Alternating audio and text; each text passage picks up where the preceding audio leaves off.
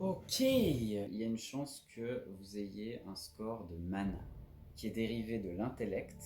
Qu'est-ce que c'est la mana? C'est un peu le souffle, mais de la magie. Et en fait, si vous êtes un peu... Vous pouvez déjà vous en arrêter là, en vrai, mais moi je suis un peu un loose nerd. Et du coup, si vous voulez en savoir davantage, je reprends le système de magie d'un youtubeur incroyable qui s'appelle Monster Garden. Je vais mettre un lien quelque part, allez le voir, il est super. Et si vous captez pas l'anglais, je vais peut-être, je sais pas si je vais me faire chier au montage de mettre ouais, je vais le faire. Ou alors je mettrai un lien pour cette photo. Donc, en gros, les mages humains, ils peuvent pas capter la magie de base.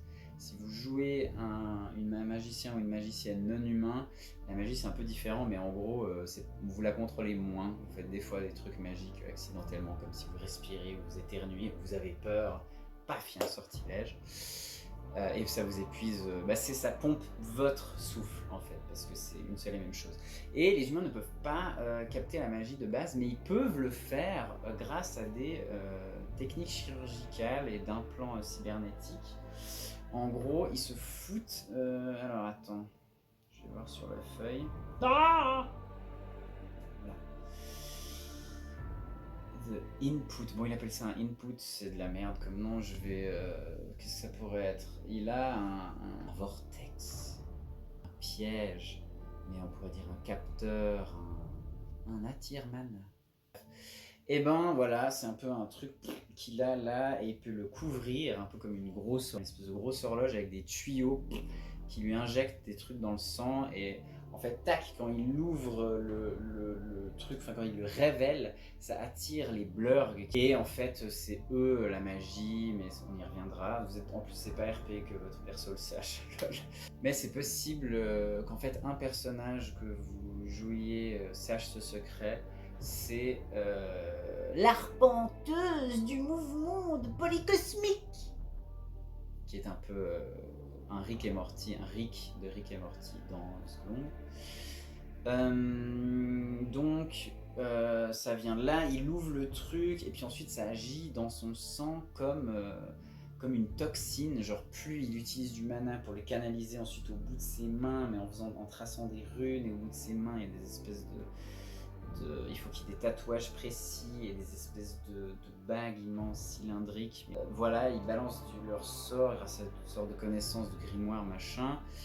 On verra les écoles de magie plus tard. Et puis en fait, il y a un organe qui pousse. En fait, à chaque fois que le magicien utilise la magie, il subit la manamorphose.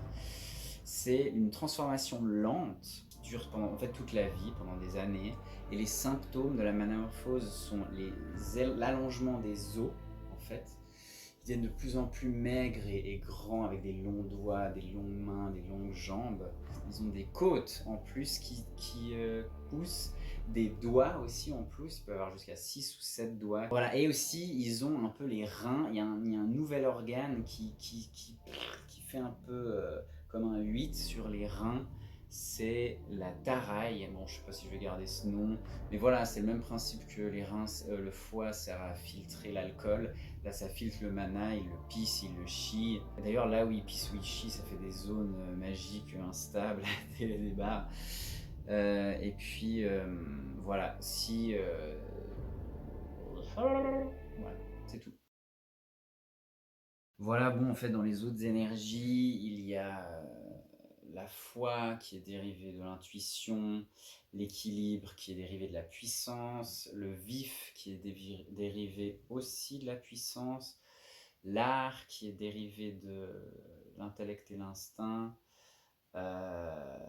Est-ce qu'il y en a d'autres? Je crois pas. Hein. Mais ça, on les verra plus en détail quand je vais présenter les voies d'aventure.